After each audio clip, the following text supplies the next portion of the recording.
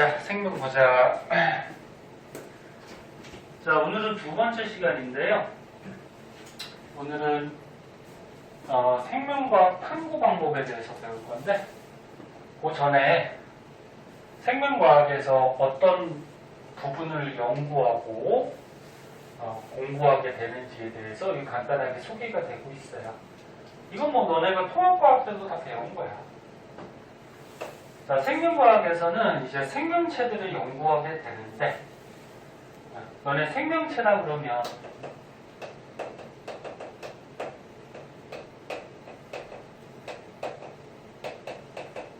생명체들은 대부분 세포로 구성이 되어 있죠.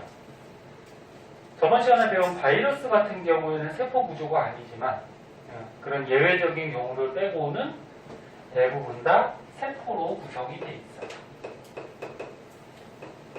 그리고 뭐 여기 분자까지 나왔는데 세포 안에는 뭐 여러 가지 분자들이 들어있겠지. 자, 그리고 세포들이 모이면 뭐가 되죠? 이렇게 세포들이 뭉쳐있으면 조직. 이건 중학교에서도 배우잖아. 그 다음에 조직들이 모이면은 기관. 그래서 같은 조직들이 모여서 한 가지 어떤 역할을 할 수 있는 그런 기관이 만들어지고, 이런 기관들이 모여서 하나의 개체가 되죠. 이 개체가 이제 한 생물체 하나하나를 개체라 합니다. 식물하고 동물이 약간은 다른데, 식물은 너네 여기 조직 다음에 뭐 하나 더 들어가죠. 조직계라는 게 하나 더 있고, 동물은 기관 다음에 기관계라는 게 하나 더 있죠. 여기 약간의 차이점은 있지만 일반적으로 생명체는 이렇게 구성이 되죠. 그리고 개체가 뭐라 그랬어? 개체가 하나의 독립적인 생명체. 그래서 여기서는 코끼리가 나왔는데 코끼리 한 마리가 한 개체가 되죠. 그러면 사람 한 명도 뭐야? 한 개체가 되는 거지. 자, 그리고 요 개체들이 모여 있으면은 개체군이라고 해요. 개체군. 그래서 개체군의 뜻은 한 가지 종류의 생물들의 집단, 무리. 그래서 만약에 코끼리라고 그러면 코끼리의 집단이 있을 거 아니야? 그걸 이제 개체군이라고 그러죠.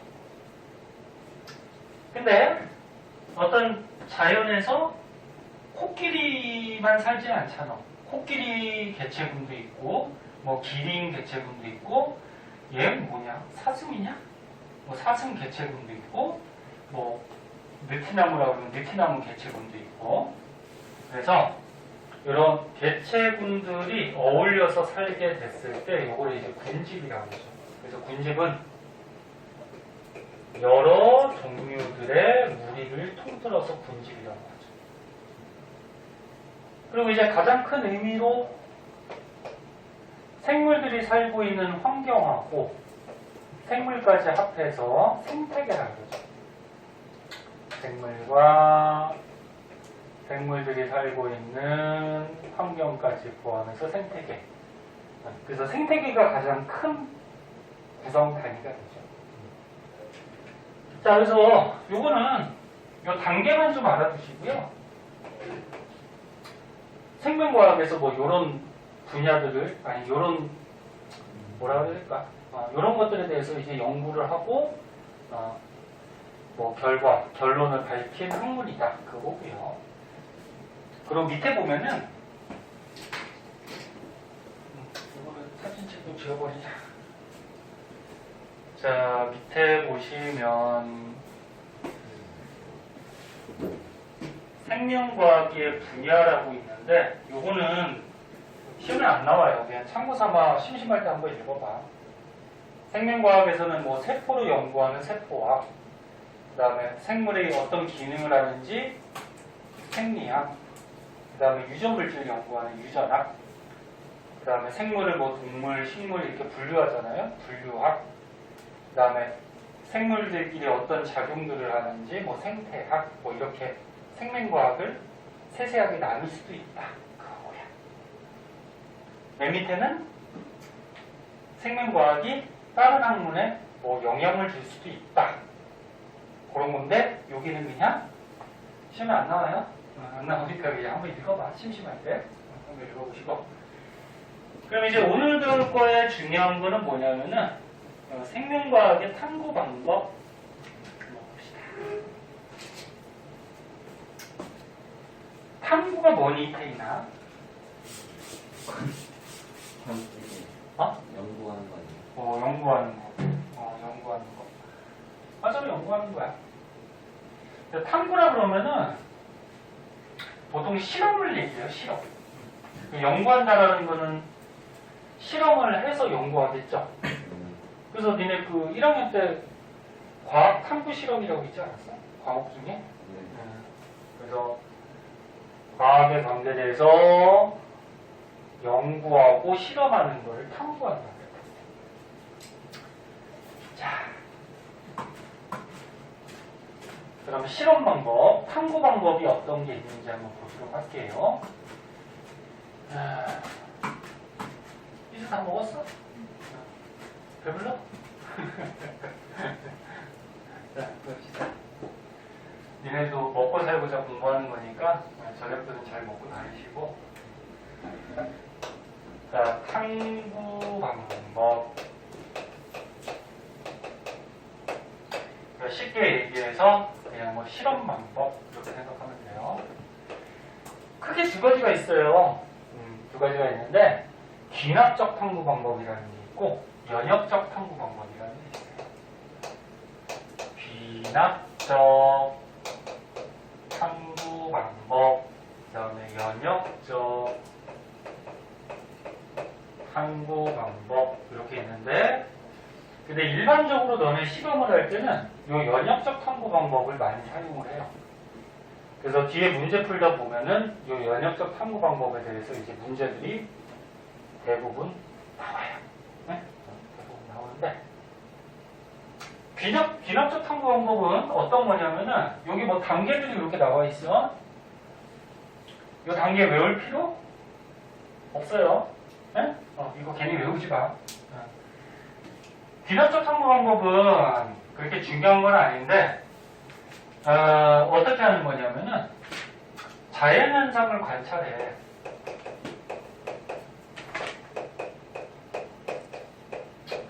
우리의 자연현상을 관찰을 하면은, 관찰한 이제 자료가 나오겠죠. 관찰한 자료가 나오면, 그 자료를 분석을 해요. 수집해서 분석을 해가지고, 이 자료로부터 어떤 결과, 결론을 얻어내는 거예요. 그래서 뭐 이렇게 세세하게 여러 단계가 있는데 그거를 줄여서 다시 한번 봐봐. 자연현상을 관찰해서 그 자료를 분석해서 결론을 얻어내는 거예요. 근데 이제 조금 이따 자세하게 하겠는데 귀납적 탐구 방법하고 연역적 탐구 방법의 차이점은 가설이라는 거를 세우고서 실험을 하면 연역적 탐구 방법이라고 하고, 가설이라는 걸 안 세우고 실험을 하면 귀납적 탐구 방법이라고 해요. 그래서 이 두 가지 탐구 방법을 나누는 기준, 차이점은 요거야.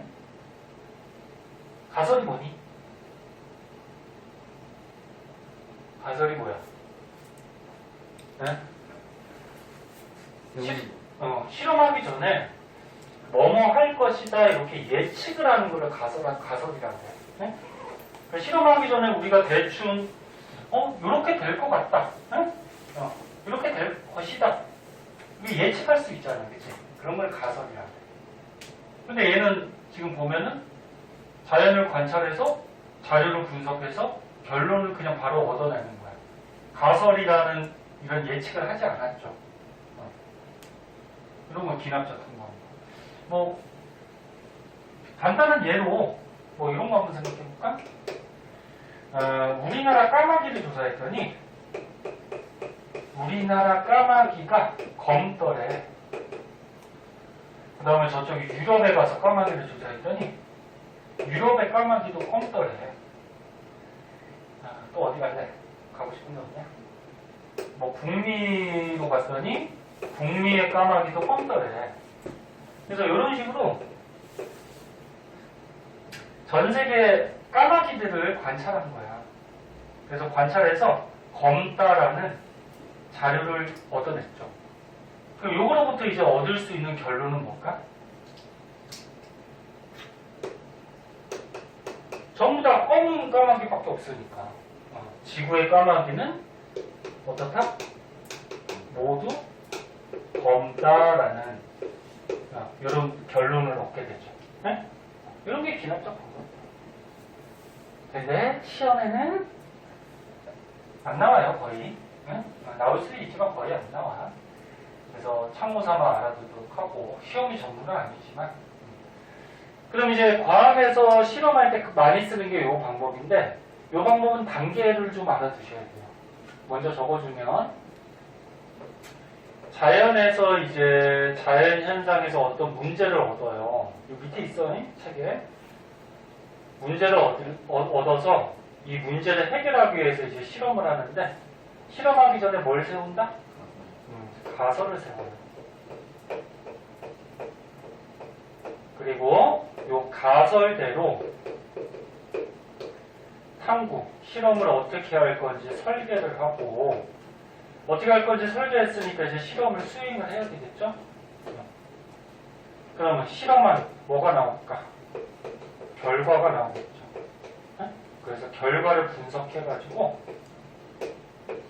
결론을 얻어내는 거예요. 자, 요게 이제 연역적 탐구 방법이에요. 요거는 과정 알아야 돼. 한 가지 주의할 게 있어요. 봐봐. 실험하기 전에 가설을 세웠는데 뭐뭐 할 것이다 이렇게 가설을 세웠는데 가설대로 결과가 나오면은 그냥 결론을 맺으면 되는데 가설대로 결과가 안 나왔어. 그리고 우리가 예상한 거랑 다른 결과가 나왔지. 그럼 실험이 제대로 된 게 아니에요. 그러면 어떻게 해야 되냐면 다시 처음으로 가서 가설을 수정을 해요. 가설을 수정해가지고 다른 가설을 세우는 거예요. 그래서 다른 가설을 세운 다음에 이 가설대로 또다시 실험을 해. 그럼 가설대로 결과가 나오면 결론을 맺으면 되는 거고, 만약에 가설을 수정해서 실험했는데도 다른 결과가 나왔어. 그럼 또 실험이 잘못된 거지. 그럼 다시 가서 또 다른 가설을 세우고서 또 실험을 해. 그렇게 해서 가설대로 결과가 나올 때까지 실험하는 게 연역적 탐구 방법이에요. 자, 그럼 이제 어떤 건지 자세하게 한번 볼게요. 자세하게 한번 봅시다.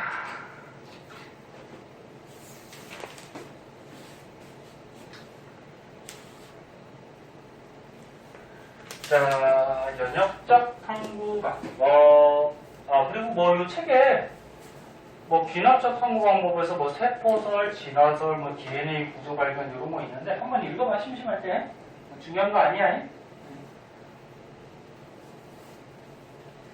자, 연역적 탐구 방법의 얘들이 이제 시험에 나오는데 이제 22쪽 한번 볼래요? 22쪽. 이거 잘리네. 자, 22쪽. 자.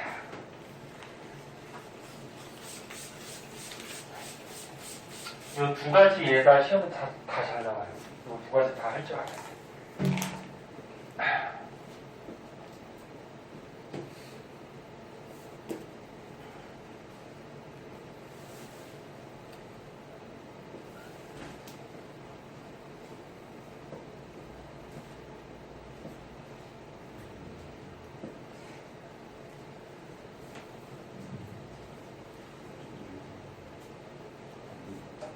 뭐 흥민이하고 뭐 혜인이하고 뭐 재밌는 거 있어? 심심한데 재밌는 얘기나 한번 해봐라. 혜인아 앞에 와서. 재밌는 얘기는 무서운 얘기 재밌죠? 무서운 얘기. 저는 뭐 더러운 얘기도 재밌죠. 꼬마애들이 가장 재밌어하는 얘기가 뭐지? 똥 얘기하면 되게 재밌어하잖아. 그치? 자, 연역적 탐구 방법 다시 한 번만 적어볼게요.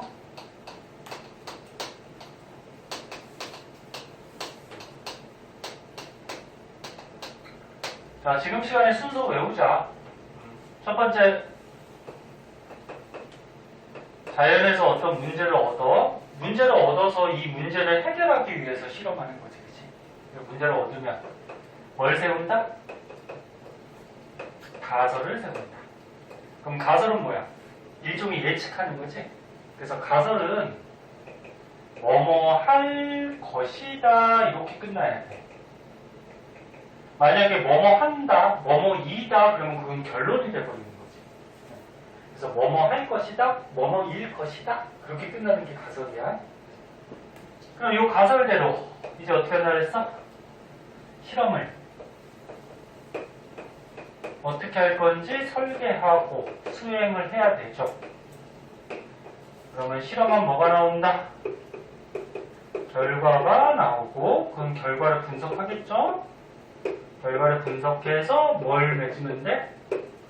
결론을 맺으면 되는데 그럼 결론은 말이 어떻게 끝나야 될까? 뭐뭐 한다, 뭐뭐 이다 뭐 이렇게 끝나면 되겠죠. 아까 얘기했듯이 가설대로 결과가 안 나왔을 때는 어떻게 한다? 네? 가설을 재수정해가지고 다시 실험을 해야 됩니다. 자, 맨 처음에 플레밍의 페니실린 발견 실험이 있는데, 자, 페니실린 전에 저번 시간에 그 생명체 특성할 때 한번 나왔었죠. 아니다. 화학에서 나왔구나. 화학에서 페니실린. 화학 배우는 사람 다 배우지. 다 하잖아. 서윤이 한번? 화학 다 하지. 화학 시간에서 그때 화학과 우리생활에서 한번 나왔었죠. 의약품인데 이 뭐 하는 거지? 페니실린? 항생제잖아. 항생제. 항생제 성분. 항생제가 뭔데? 세균 죽이는 거. 그치? 기억나? 네. 근데 이 항생제 페니실린을 푸른 곰팡이에서 얻었다고 얘기했어요. 화학 시간에. 그래서 이제 이 플레밍이라는 과학자가 어떤 실험을 하다가 우연히 이런 현상을 관찰을 했어. 잘 봐. 세균을 배양하던 접시에 푸른 곰팡이가 폈더니 푸른 곰팡이 주변에는 세균이 증식하지 못했대. 우리는 이제 배웠으니까 알고 있죠. 푸른 곰팡이에 페니실린이라는 성분이 있고 그럼 이 성분이 어떻게 돼? 세균을 죽여버리죠. 그죠? 죽여버리니까 당연히 푸른 곰팡이 핀 주변에는 세균이 증식을 못하겠지. 접근을 못하겠죠. 그래서 이 과학자가 왜 그럴까 의문점을 가졌대. 그럼 이거 무슨 단계? 문제인식 단계죠. 왜 그럴까? 왜 푸른 곰팡이 있는 곳은 세균이 증식하지 못할까? 그렇게 의문점을 가진 거야. 그래서 이제 실험을 통해서 밝히는 거죠. 그래서 이제 가설을 세워요. 이런 가설. 푸른 곰팡이가 세균 증식을 억제하는 물질을 만들 것이다. 뭐뭐 할 것이다. 예측을 한 거죠. 그러면서 이제 실험을 하죠. 자, 실험할 때 실험 집단은 여기 잘렸지만 실험 집단은 2개를 준비해서 비교 실험을 해야 돼. 실험 집단을 실험군이라는 게 있고요. 그 다음에 대조군이라는 게 있어요. 실험군은 뭐냐면 우리 가설대로 어떤 변화를 준 집단을 실험군이라고 하고 대조군은 변화를 안 준 거야. 평소 상태. 변화를 안 준 실험 집단을 대조군이라고 해요. 그러면 이거 실험하려면 이제 어떻게 실험 집단을 준비해야 될까?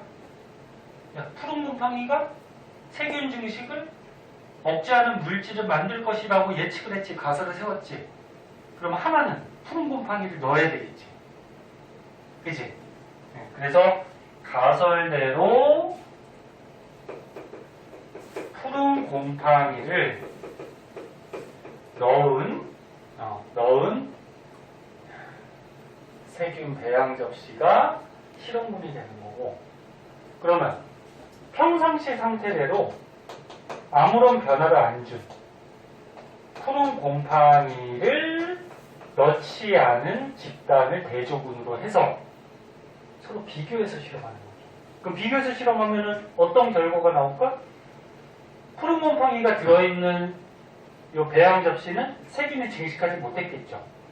그리고 푸른 곰팡이가 없는 이 배양 접시는 세균이 증식했겠지. 그런 결과가 얻어질 거 아니야, 그치? 그러면 그런 결과가 얻어지면은 얘가 세운 가설대로 결과가 나왔으니까 결론을 맺으면 되잖아. 이해됐니? 그럼 결론은 어떻게 맺으면 될까? 야, 결론 어떻게 맺으면 될까? 푸른 곰팡이가 있는 곳은 세균이 증식하지 못하고 푸른 곰팡이가 없는 곳은 세균이 증식했어. 그리고 우리가 아까 가설을 어떻게 세웠어? 푸른 곰팡이가 세균 증식을 억제하는 물질을 만들 것이다 이렇게 세웠잖아, 그치? 이거는 가설이고, 그럼 결론은 푸른 곰팡이가 세균 증식을 억제하는 물질을 만든다 그러면 결론이 되는 거야. 네? 그래서 가설에서 끝에만 바꿔주면 돼요. 뭐뭐 한다 그렇게 결론으로. 네? 그렇게 해서 결론을 맺으면 되고, 만약에 결과가 가설대로 안 나오면은 재수정해서 다른 가설을 세워서 다시 해야 돼. 소윤아, 안 춥지? 우리 좀 껐다 키자. 더우니까 또 테이블 졸려 그래. 뒤에서 배터리를 탄 바람 나오니까. 소윤아? 정신 차려? 차렸냐? 자, 그리고 실험을 할 때, 탐구를 할 때 탐구 요소가 세 가지가 있는데 조작 변인이라는 게 있고 통제 변인이라는 게 있고 그 다음에 종속 변인이라는 게 있어요. 요것도 고를 줄 알아야 되고 서술형 같은 것도 잘 나와. 쓸 줄 알아야 돼. 조작 변인은 뭐냐면 실험에서 요 두 가지 집단에 말 그대로 조작을 시켜주는 요소. 그러니까 얘하고 변화를 주는 요인, 이거를 조작 변인이라고 그러고, 그 요 실험 집단 중에 뭐를 변화를 줬니? 얘는 곰팡이 넣고 얘는 안 넣었잖아. 그럼 뭐라고 쓰면 되냐면 푸른 곰팡이의 접종 여부. 그러니까 접종했다는 건 넣냐 안 넣냐? 아니 넣었다는 얘기죠. 그러니까 푸른 곰팡이를 넣었냐 안 넣었냐 접종 여부가 요 실험 집단에서 변화를 시켜준, 조작시켜준 요인이죠. 다르게 해준 거. 네? 그럼 통제 변이는 뭐냐면 실험 외적인 요인으로 일정하게 유지해줘야 되는. 뭐 예를 들어서 뭐 빛의 세기나 뭐 실험실의 온도나 뭐 실험실의 습도나 이런 거는 실험하는 목적이 아니잖아, 그치? 그럼 이 두 실험 집단의 빛의 세기는 똑같이 해줘야 되고 온도도 어떻게? 똑같이 해줘야 되고 습도 같은 것도 똑같이 해줘야 되죠. 이렇게 일정하게 유지해줘야 되는 게 통제 변이, 이렇게 얘기해요. 그럼 종속 변이는 뭐냐면 실험한 결과가 나오는데 결과적인 요소. 그럼 어떤 결과가 나와? 얘는 세균이 증식을 못했고 얘는 세균이 증식을 했잖아. 그래서 세균 증식을 했냐 안 했냐, 세균 증식을 했냐 안 했냐가 이제 결과적인 요소가 되죠. 이런 건 종속 변이, 그렇게 얘기해요. 만약에 이렇게 줄여쓰기가 좀 생각이 안 나면 세균이 증식했냐 못했냐 그렇게 써도 돼. 만약에 서술형이 나왔을 때 깔끔하게 쓰려면 이렇게 써주면 돼. 자, 무슨 말인지 알겠니? 실험이? 옆에 걸로 하나 더 해보자. 파스테르의 탄저병 백신.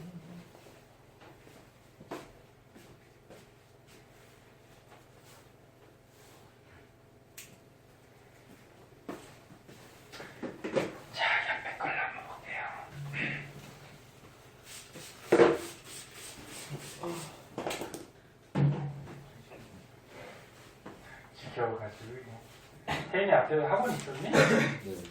갔다 온 거야? 네. 거기서 많이 잤을 거 아니야? 안 잤어요. 안 잤어? 열심히 했어? 네.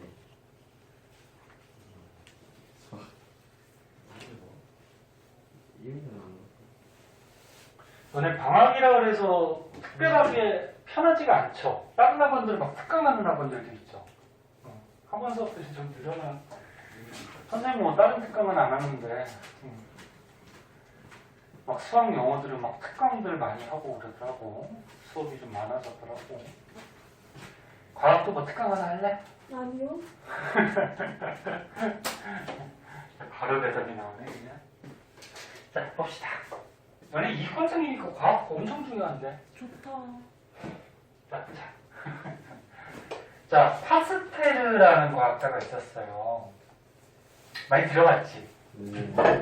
그 저기에 나오잖아. 우유. 그래. 우유에서 이 과학자 이름 따서 많이 했잖아. 이 과학자 이름 딴 거겠지?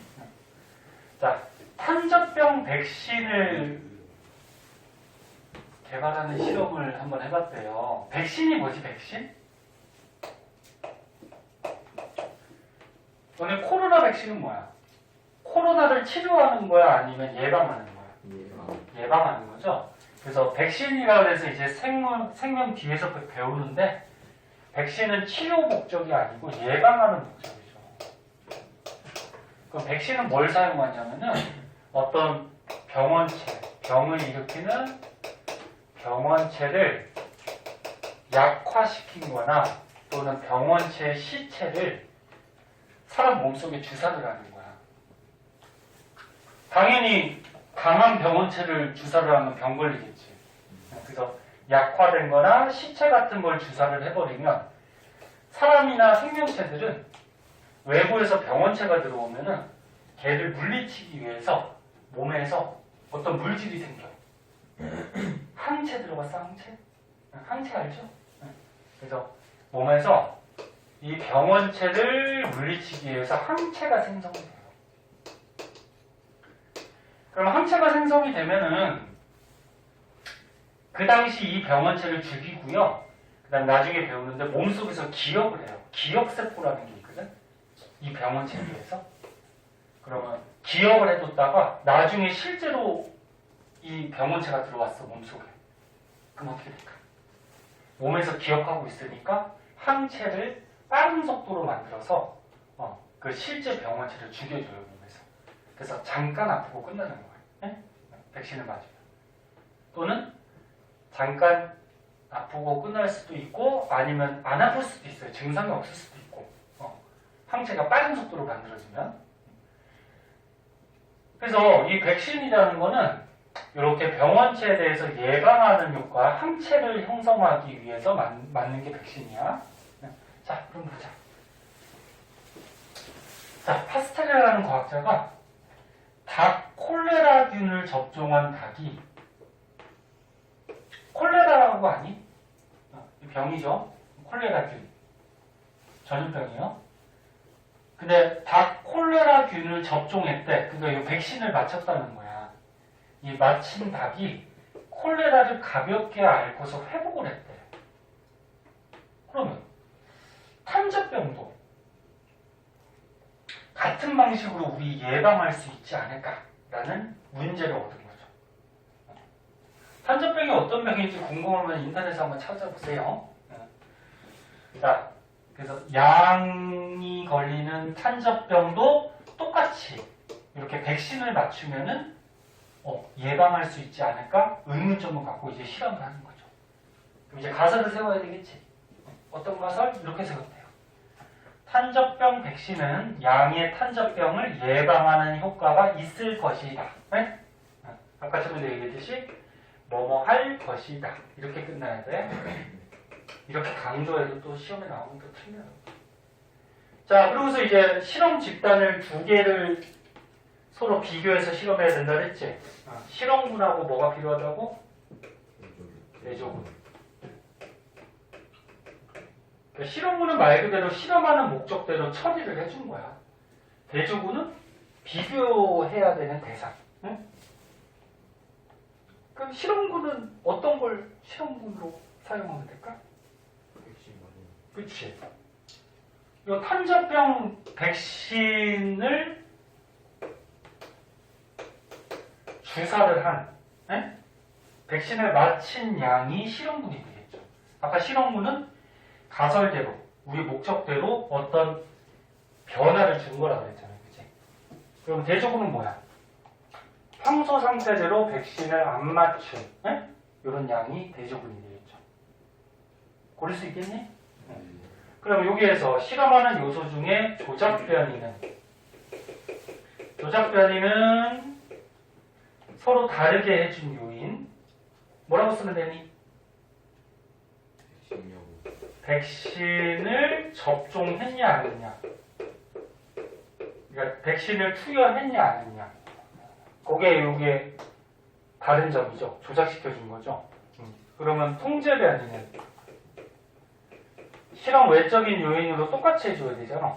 그러면 이쪽하고 이쪽의 양의 종류는 어떻게 해야 돼?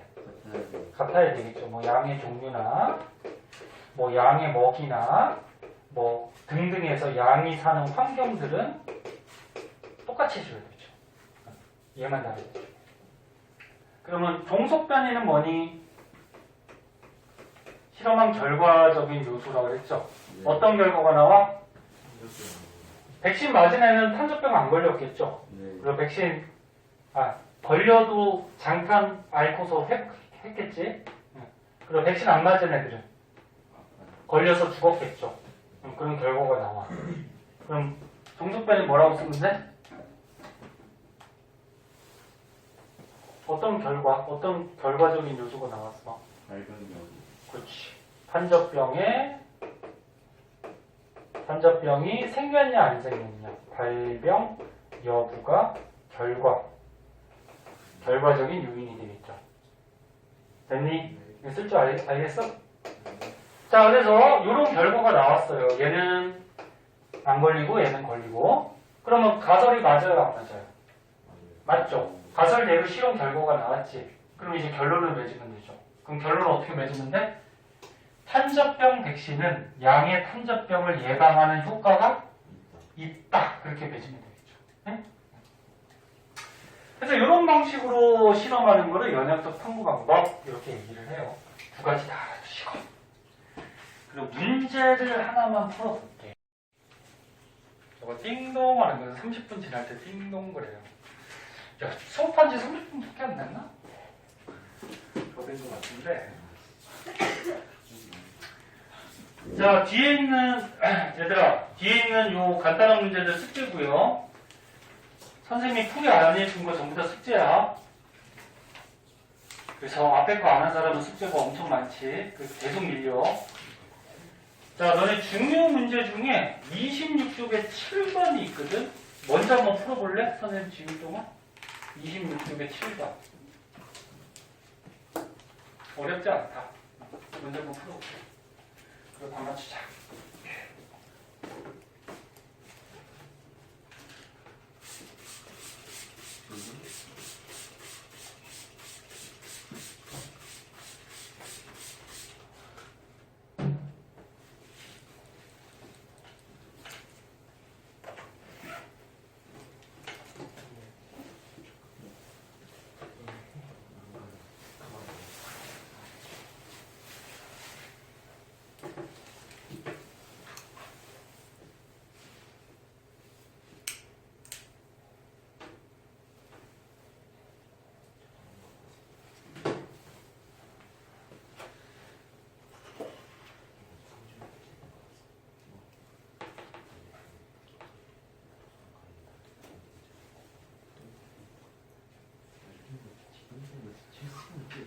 떠들고 보니까 다 한 거야? 네. 옆에 거도 숙제니까 빨리 푼 사람은 옆에 거 풀어봐. 미리 풀면 숙제가 적어지잖아.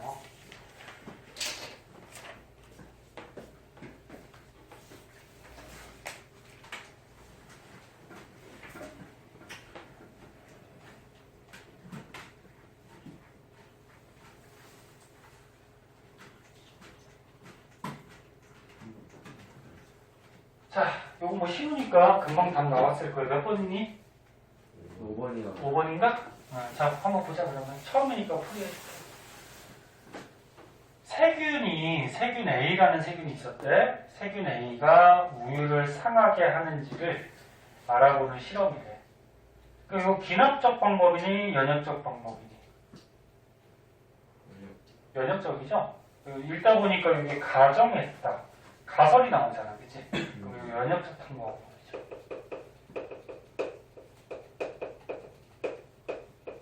자, 그럼 연역적 탐구 방법이니까 첫 번째 단계가 뭐야? 문제인식 단계가 있겠죠? 네.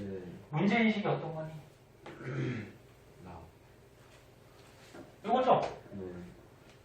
문제인식. 읽어보니까 어때? 상한 우유에서 세균 A가 발견됐대. 왜 그럴까? 의문점을 가졌다는 거잖아. 그치? 그래서 이제 실험하겠죠. 그 다음 단계가 뭐야? 가설 설정이지? 네. 가설이 어떤 거니? 아, 해보자. 가설 설정. 우유에서 세균이 발견됐으니까 세균 A가 우유를 상하게 할 것이다 라고 가설을 세운 거죠. 그 다음에 이제 탐구 설계 및 수행. 실험하는 게 어떤 거니? 맞아. 이게 탐구 설계 및 수행이죠. 그러면 너네 실험 집단 9개가 필요하다고 그랬는데 이 실험에서 실험군은 문제 읽어봤으니까 어떤 게 실험군이니? 뭐라고 쓰면 돼? 세균 A는 그렇지. 가설대로 세균 A를 넣은 우유. 그치? 여기 실험군이 될 거고.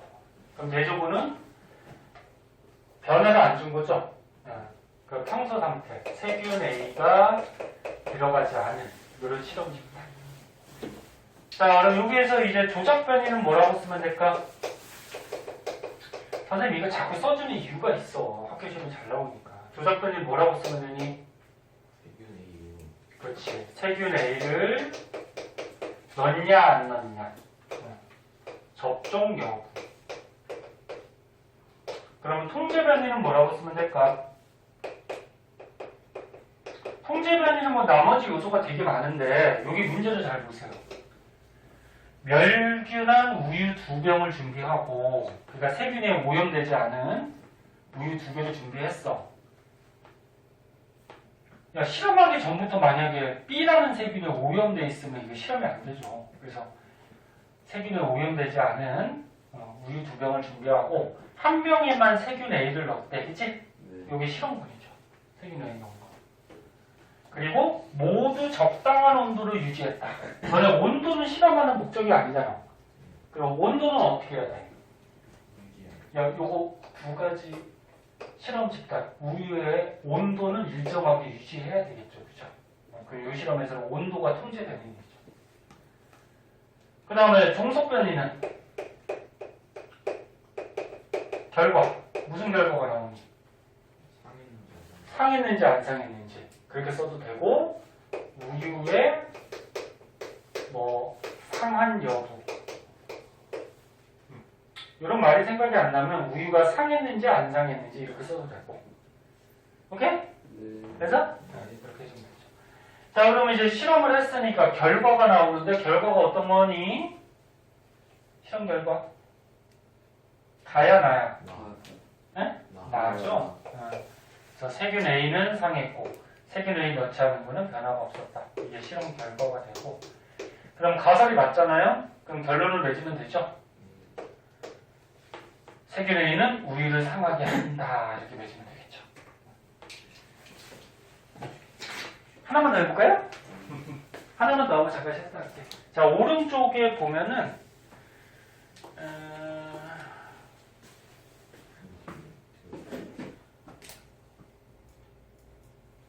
이거 한번 해보자. 9번. 선생님 지울 동안 한번 풀어보세요. 9번.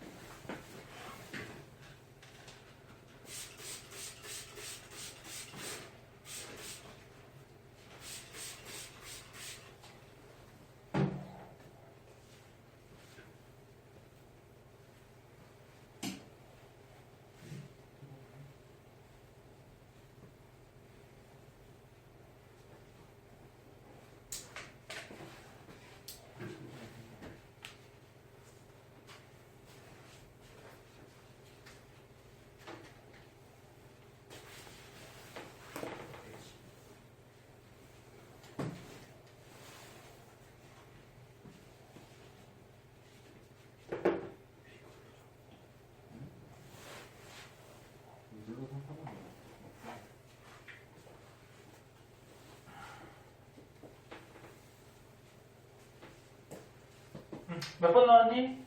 3번이요. 3번? 딴 번에 나온 사람 없어? 자, 한번 보자. 자, 뭐 문제는 금방 풀 텐데 추가적으로 알아야 될 것들이 있는지 보자. 콩에는 오줌 속의 요소가 뭔지 알아? 그 나중에 생명과학 뒤에서 나오는데 너네 단백질을 우리가 먹게 되면은 음식으로 단백질이 소화되는 과정에서 노폐물이 나와요. 요소라는 노폐물이 나와. 노폐물이야. 노폐물인 거 어떻게 돼? 오줌을 통해서 내보내야 되죠. 그래서 오줌 속에 요소가 들어있어요. 노폐물이 들어있는데 콩 속에 이 노폐물 요소를 분해하는 물질이 있을 것이라고 생각했대.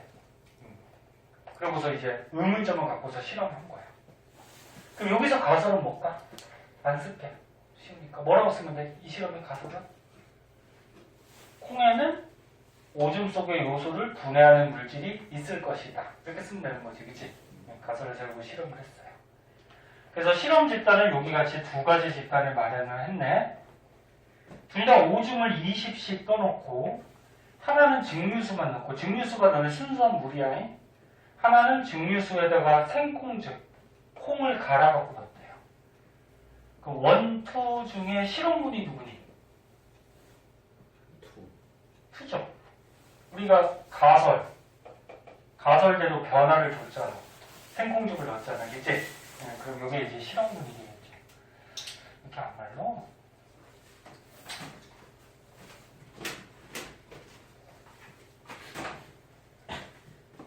자, 얘가 실험군이 될 거고, 그러면 콩을 안 넣은 거, 얘가 뭐야? 비교하는 대상 대조군이 되는 거지. 자, 그럼 이 실험에서 조작 변이는 뭐라고 쓰면 되니?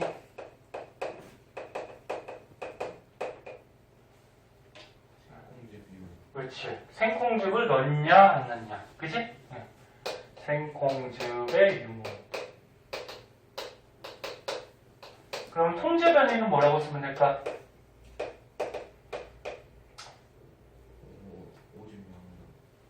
오줌의 양은 똑같이 해줘야죠. 그치? 오줌의 양. 그럼 종속 변이는 뭐라고 쓰면 될까?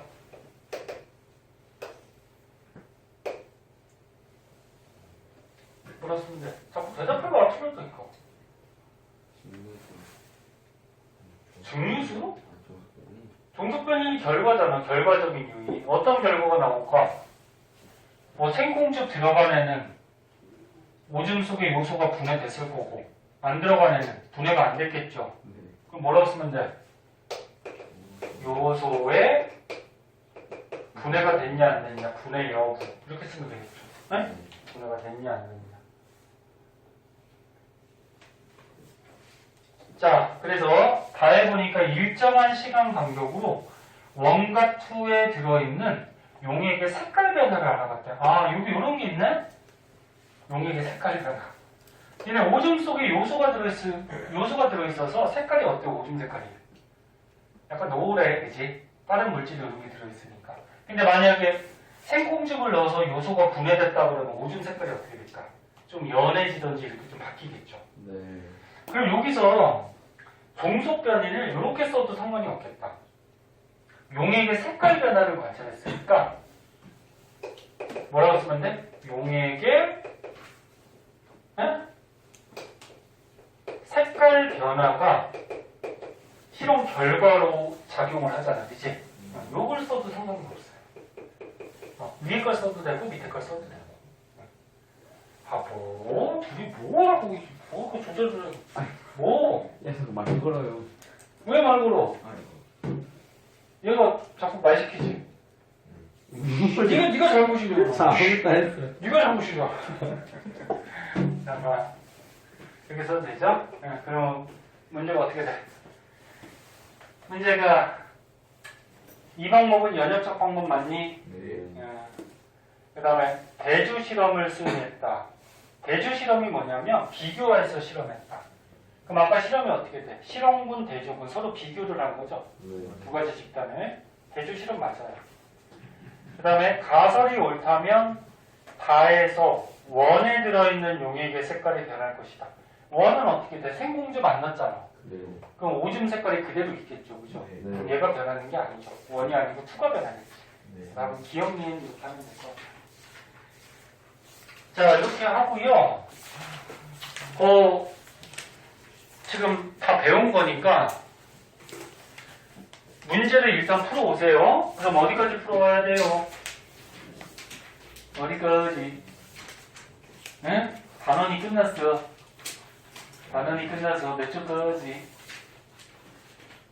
어이, 대가 많다. 35초까지. 응? 뭐야, 일주일 후에 있는데, 일주일이면 충분하게 하지. 다음 주에도 또 진도를 나가게 되니까 숙제 계속 밀려요. 그러니까 미리 하세요. 35초까지 풀어오시고, 모르는 거 체크할 거 갖고 오시고. 자, 조금만 쉬었다가 할게요. 그 다음 단어. 잠깐 쉬었다.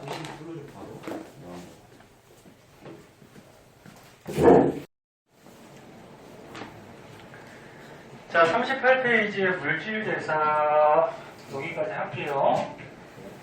자, 니네 저번 시간에 그 생명체의 특성할 때 생명체는 뭐 세포로 돼 있고 물질대사하고 거기서 물질대사 한번 배웠죠? 그리고 토목과학에서도 중요하게 했었잖아.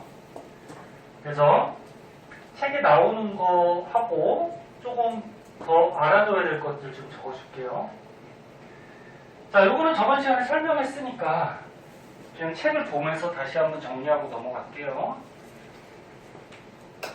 자, 물질 대사는 어떤 거라 그랬니? 살아있는 생명체 안에서 일어나는 뭐야? 화학 반응들. 죽어있으면 아니야. 죽어있는 물체는 물질 대사 하는 게 아니에요. 자, 이제 물질 대사가 크게 동화하고 뭐가 있다 그랬어? 이화. 동화는 저번 전에 배운 거 기억해봐. 간단한 분자, 조그만한 저분자를 어떻게 하는 거야? 복잡한 고분자로 합성을 하는 거죠. 결합을 시키는 거지. 결합을 시키는 게 동화. 근데 저분자가 에너지가 작고 고분자가 에너지가 크니까 작은 에너지가 큰 에너지로 합성되기 위해서는 에너지를 어떻게 되냐고? 흡수해야 된다고. 그래서 에너지 흡수하는 거를 다른 말로 흡열 반응 뭐 이렇게 얘기했고, 그리고 뭐 거기 책에 그래프도 밑에 나오는 것 같은데 그래프는 뭐 간단한 그래프죠. 자, 동화작용은 그래프는 항상 X축, Y축 잘 보세요. 뭐 물리든 화학이든 생명이든 간에. 자, 반응이 진행됨에 따라서 에너지가 어떻게 바뀌냐면은 저분자가 에너지가 어때? 작죠, 낮죠? 걔가 이제 고분자, 에너지 큰 걸로 이렇게 합성이 되는 거고, 그럼 그때 에너지를 흡수한다고 그랬는데 요 차이 나는 만큼의 에너지를 흡수하는 거죠. 여기 뭐 동화작용이 그래프가 되죠. 그리고 동화작용의 대표적인 예가 뭐가 있다 그랬지?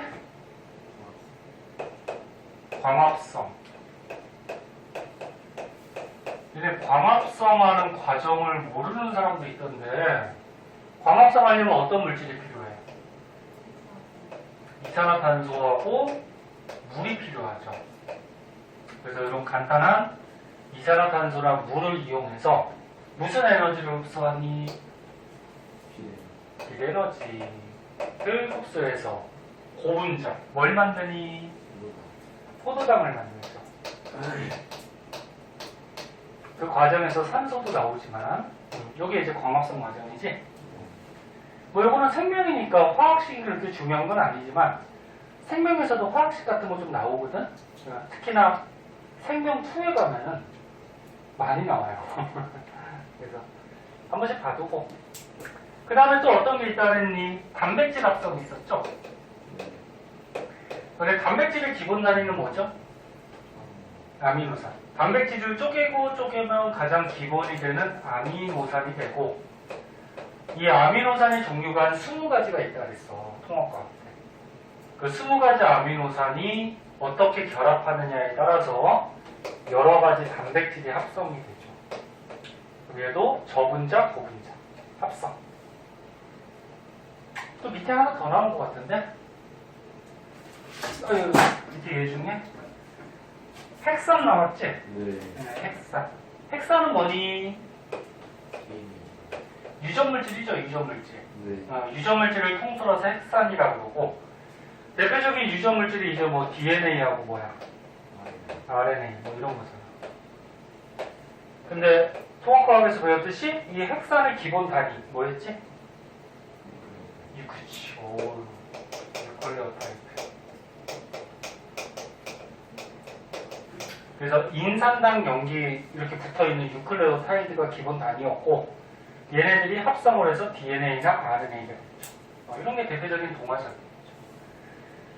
그 다음에 이제 이어보자. 사인아, 히트 한번 끌까?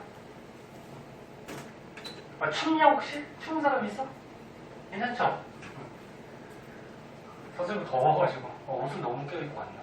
요즘 날씨 따뜻하더라. 그렇게 안 춥더라.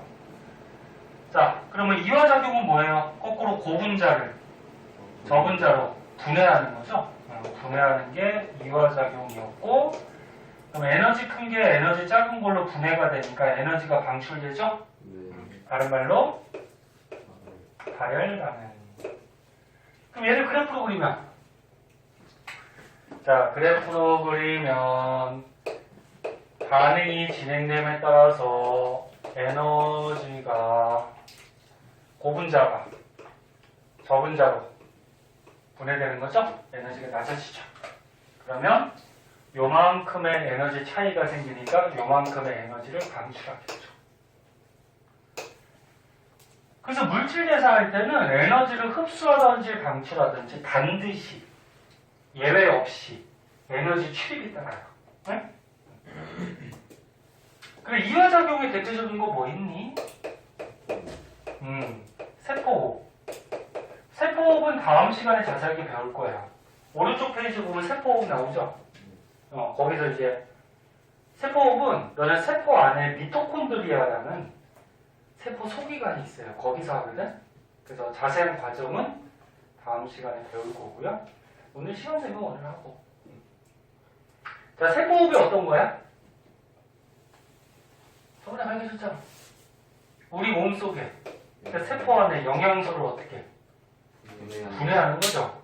영양소를 분해해서 이 세포가 살아갈 수 있는 에너지를 방출시키는 거지. 네. 그럼 이 영양소를 분해하기 위해서 산소가 필요한 거고, 노폐물이 뭐가 나와? 뭐 이산화탄소나 물 같은 게 나오죠. 네. 그럼 여기서 말하는 영양소는 뭐 포도당 같은 거. 그럼 고분자가 어떻게 돼? 저분자로 분해된 거지? 또 뭐 있을까? 뭐 소화과정. 그래서 뭐 녹말이 소화되면 어떻게 돼? 포도당으로 표현해요. 포도당이 되고, 녹말이 덩어리가 큰 거죠, 고분자. 얘가 소화되면 포도당이 되고, 아까 나왔던 단백질이 소화가 되면 어떻게 돼? 아미노산이 되고, 그치? 뭐 이런 게. 이런 소화도 이화작용이죠. 그럼 책에 또 뭐 나온 것 같은데? 글리코젠 분해라는 게 있는데, 이게 봐봐. 이거 뒤에서 이제 배워. 글리코젠이 뭐냐면, 이게 간에 글리코젠이 있어요. 글리코젠이 있는데, 우리 몸속에, 혈액 속에 포도당이 부족할 때, 그러니까 니네가 오랫동안 음식물을 못 먹었을 때, 음식을 못 먹으면은 몸에 당 떨어진다 그랬어, 그지? 네. 그 포도당이 이 세포 할 때 많이 쓰여서 몸에 당이 부족해져요. 그 당이 부족해지면은 뭐 어지럽거나 심지어는 너무 부족하면 죽을 수도 있거든. 그래서 간에 저장되어 있는 글리코젠이 포도당이 부족할 때 포도당으로 분해가 돼요. 그럼 분해가 돼서 얘가 혈액 속에 공급이 되니까 혈당량이 다시 올라가요. 그래서 글리코젠이 고분자고 포도당이 저분자야. 이게 분해되는 바는 이것도 이화죠. 끝난 거 아니고 책도 풀려고 그래. 자, 그래서 저번 시간에 요거 동화 이화 자세하게 한번 했었고요. 거기서 얘들까지도 좀 알아두시고. 그 나는 동화 작용하고 이화 작용할 때 도와주는 애가 있다 그랬죠. 누구? 효소. 자, 효소에 대해서 조금 더 정리를 한번 해볼게요. 보세요. 효소. 효소는 동화작용, 이화작용을 도와주는데 생명체 안에서 촉매로 작용한다 해서 생체 촉매라고도 얘기했죠. 촉매가 뭐지? 촉매. 그 촉진한다. 그런 말도 뭐 틀린 건 아닌데 다른 물질의 반응을 도와주는 애들이야. 근데 너네 촉매가 크게 두 가지가 있어요. 반응을 도와줘서 반응을 빨리 하게 도와주는 촉매가 있고 오히려 반응을 느리게 하도록 도와주는 또 촉매도 있어요. 나중에 화학 같은 데서 한번 배울 텐데 정촉매, 부촉매 그래가지고 배우는데 일단 이 효소는 반응을 어떻게? 빨리 하도록 도와주는 거지. 맞니? 네. 그래서 여기서 생체 촉매 요 반응 물질 대사를 도와주는 물질을 얘기하죠. 근데 어떻게 도와줬지? 통합과학에서 배웠죠. 활성화 에너지를 높였니 낮췄니? 낮춰요. 그렇지, 기억하네. 여학생들이 기억 안 나? 활성화 에너지를 어떻게? 낮추어가지고 반응을 빨리 하게 도와주는 거죠. 그럼 활성화 에너지는 뭐였죠? 활성화 에너지는 어떤 반응을 일으키기 위한 뭐야? 최소한의 에너지. 그래서 너네 물질에서 반응을 하려고 그래. 근데 에너지가 100이 필요하대. 야, 그럼 물질 대사할 때 에너지가 100이 필요하면, 즉 활성화 에너지가 100이 필요하면 100의 에너지가 있어야지 반응을 할 거 아니야, 그치? 근데 효소가 들어가면 이 활성화 에너지를 낮춘다. 예를 들어서 50까지 낮췄어. 그럼 50. 조금만 에너지를 넣어줘도 바로 반응을 한다는 얘기죠. 그럼 에너지가 조금 들어가도 바로 반응을 하니까 반응이 빨리 되겠죠. 네. 듣고 있니? 네. 듣고 있어? 자, 그래서 효소는 생명체 안에서 촉매로 활성화 에너지를 낮춰서 반응을 빨리 하게 도와주는 거고, 그리고 효소는 단백질 덩어리예요. 단백질의 특징이 뭐가 있냐면 열에 약해. 열에 약해서 만약에 40도씨 이상 온도가 올라가게 되면은 이 단백질이, 그러니까 효소가 단백질이 변해버려요. 변해버리니까 작용을 제대로 할 수 있나 없나? 없겠죠.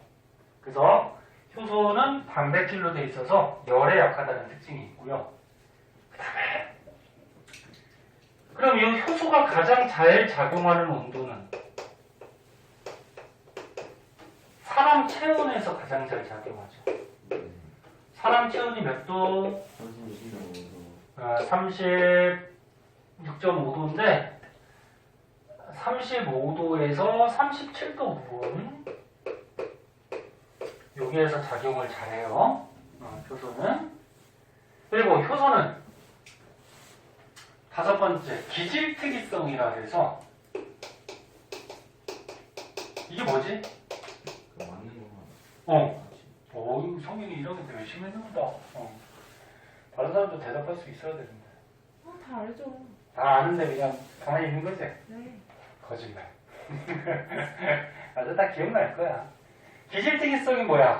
한 가지 효소는 한 가지 물질, 한 가지 기질하고만 반응해요. 기질하고만 반응한다는 게 기질특이성이죠. 그래서 책에는 없지만 예?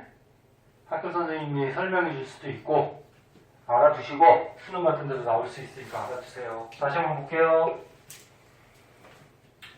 효소는 생체 촉 내 반응을 도와주는데 활성화 에너지를 낮춰서 반응을 빨리 하게 도와주고 단백질 덩어리로 돼 있고 체험 범위에서 작용을 잘해요. 사람이나 동물이나 식물이나 들어있는 효소는 체험 범위에서 작용해요. 열에 약하죠? 그래서 온도가 40도씨 이상이 돼버리면 변성이 돼서 작용을 못하고 한 가지 요소는 한 가지 기질하고만 반응해요. 그래서 너는 입속에 침 속에 아밀레이스라는 효소 들어봤죠? 침 속에 아밀레이스라는 효소는 어떤 영양소만 분해할 때 도와줘? 녹말만 분해할 때 도와줘요. 단백질이나 지방은 분해시켜 못 시켜? 못 시켜요. 못 시켜요. 네? 그래서 한 가지 요소는 한 가지 물질, 한 가지 기질하고만 반응하는 특징이 있다. 자, 그래서 물질 대사에 대해서 조금 더 자세하게 알아봤고요. 저번 시간 했던 것보다 조금 더 자세하게 알아봤고 딴 번보다 조금 일찍 끝났네. 왜 일찍 끝난지 알아? 앞에 질문이 없어서 그래. 응? 다른 반 숙제 오고 질문하고. 자, 끝내는 게 아니고요. 50분에 끝날 거야. 봐봐. 다음 시간에는 세포 호흡에 대해서 조금 자세하게 배우는데 세포 호흡이 아까처럼 어떤 건지 대강은 얘기해줬죠. 세포 호흡은 세포 안에 보면은 이렇게 생긴 미토콘드리아라는 게 있어요. 그 안에서 세포 호흡을 해서 에너지를 발생시키는데 에너지를 발생시켰을 때 그 당시에 쓰기도 하고요. 저장하기도 하거든. 그 저장하는 물질이 ATP라 그래. APT 아니야. APT는 뭐야? 아, 괜히 얘기하면 더 헷갈리려나? APT는 아파트잖아. 아니냐? 맞잖아. 어파이트먼트. 응? 어떤 애 서술형 같은 거 쓸 때 APT라고 쓰는 애 있어. 그럼 틀려. 잉? ATP야, TP? 네? 영어 약자로 ATP. 이렇게 얘기하면 더 헷갈리려나? 아무튼 ATP야. 그래서 에너지 저장 물질 ATP가 어떻게 에너지를 저장하고 ATP의 구조가 또 어떻게 생겼는지가 이렇게 나와요. 다음 시간에 좀 자세하게 설명해 줄 거고. 네? 그래도 시간이 안 가네. 그래서 세포에서 에너지 내서 ATP를 저장하고 있다가 얘가 또 에너지를 나중에 부족할 때 뭐 내보내고 뭐 이런 과정에 대해서 배울 거고 요거는 다음 시간에 할 거고요. 그래도 시간이 안 끝나네요. 자, 여기까지 할 건데